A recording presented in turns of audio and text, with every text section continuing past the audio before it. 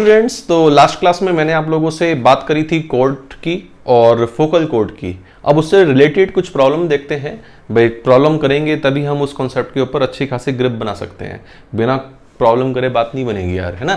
तो प्रॉब्लम देखते हैं पहली कि भाई हमारे पास if t1 t2 is equal to -3 then show that the chord joining p t1 and q t2 of parabola y square is equal to 4ax passes through a fixed point। मतलब जो y square is equal to 4ax है, अगर t1 t2 को मिलाने वाली code में ये relation है t1 t2 is equal to -3, तो वो एक फिक्स पॉइंट से पास होती है। ये हमें इसमें यहाँ पे शो करना है। अब इसमें यहाँ पे हम ये शो करने के लिए हम क्या कर सकते हैं, जैसे T1 T2 को मिलाने वाली कोड की इक्वेशन लिखी। T1 T2 को मिलाने वाली कोड की इक्वेशन क्या है? T1 plus T2y is equal to 2x plus 2a T1 T2। सही बात, पिछले लेक्चर में मैंने ये पढ़ाई थी, तो आप वहां से कॉपी कर सकते हैं कि ये मेरे पास कोड की इक्वेशन है। अब यहाँ पे T1 T2 -3 दे रखा है, मतलब ये -3 है, तो इसकी जगह -3 लिख दिया, तो 2x -3 हो गया भाई। 2x माइनस कितना हो गया? 3a। t1 प्लस t2 से डिवाइड कर लिया, तो 2 upon t1 plus t2 y is equal to 2 upon t1 plus t2 is equal to x minus 3a। ये आ गई, तो y माइनस 0 is equal to m x minus x1।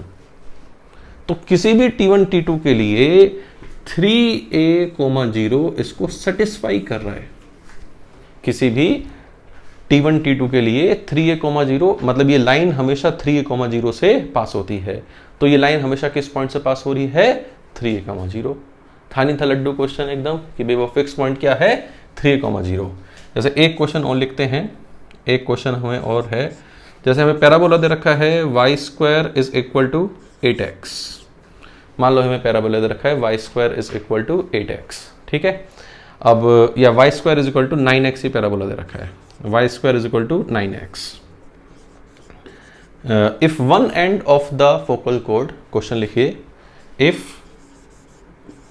one end of focal chord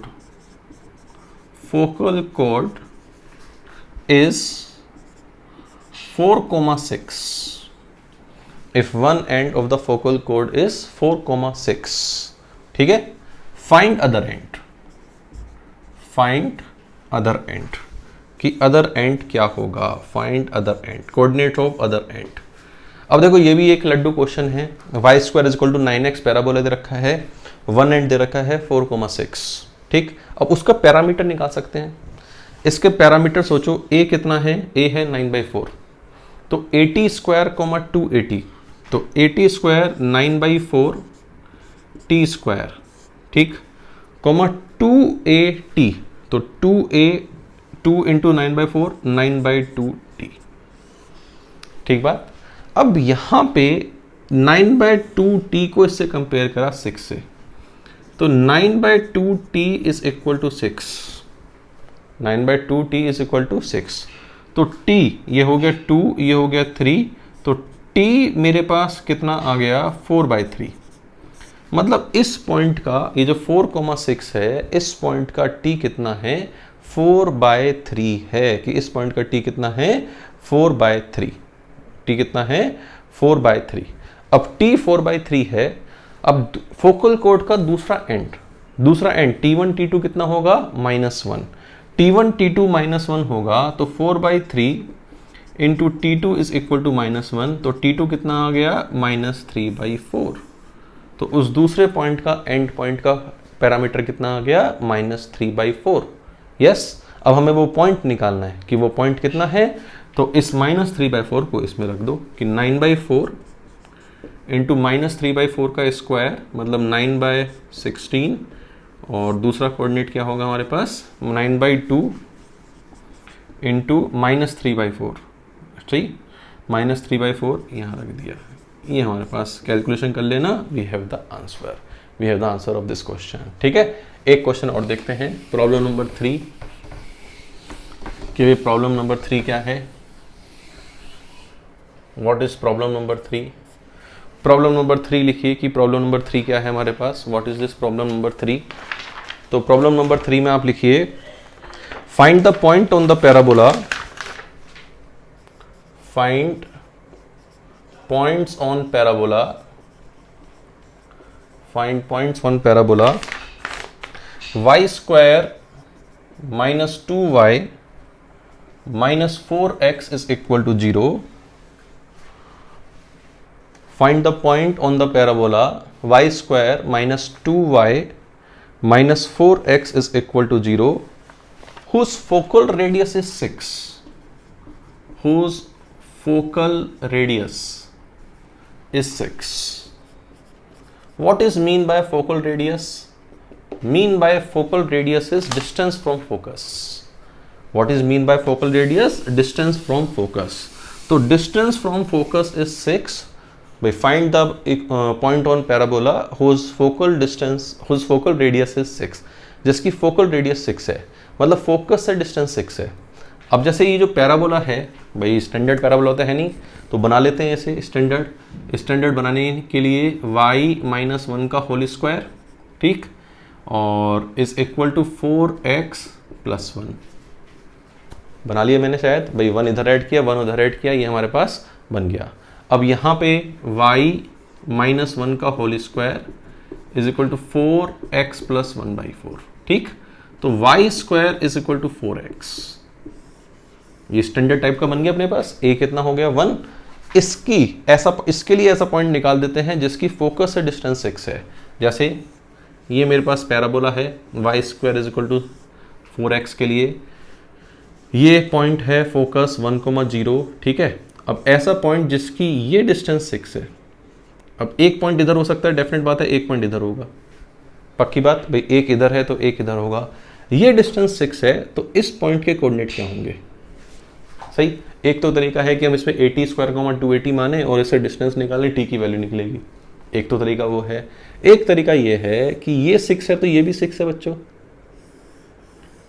PS is equal to PM, ये 6 है तो ये भी कितना है 6, ये 6 है, ये 1 होगा तो ये कितना होगा 5, इसका मतलब इसका x कोऑर्डिनेट कितना आ गया 5 आ गया, x कोऑर्डिनेट कितना आ गया 5 आ गया।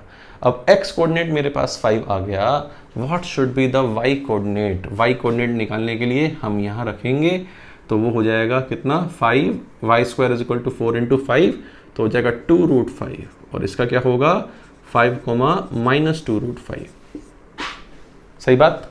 तो y स्क्वायर ये हमारे पास पॉइंट हो गए इस पे, लेकिन हमें इसके नहीं निकालने, हमें तो इसके निकालने हैं।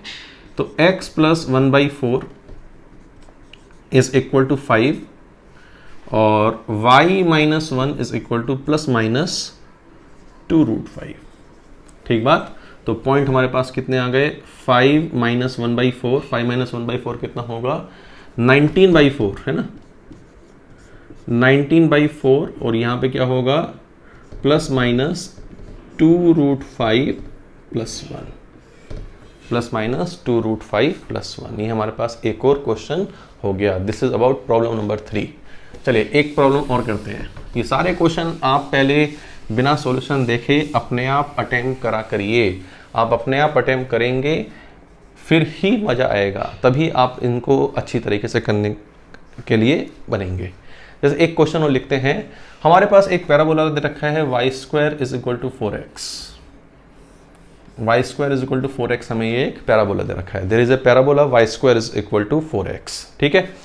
और o is origin, o is origin, o हमें क्या दे रखा है ओरिजिन है, o इज ओरिजिन, ठीक। OP and OQ are two perpendicular chords of this parabola.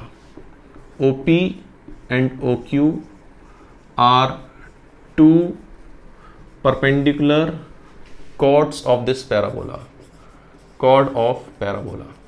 ठीक है कि भाई OP and OQ इस पैराबोला की दो perpendicular chord हैं. Then show that chord PQ passes through a fixed point, passes through a fixed point, ठीक, chord PQ passes through a fixed point. Also find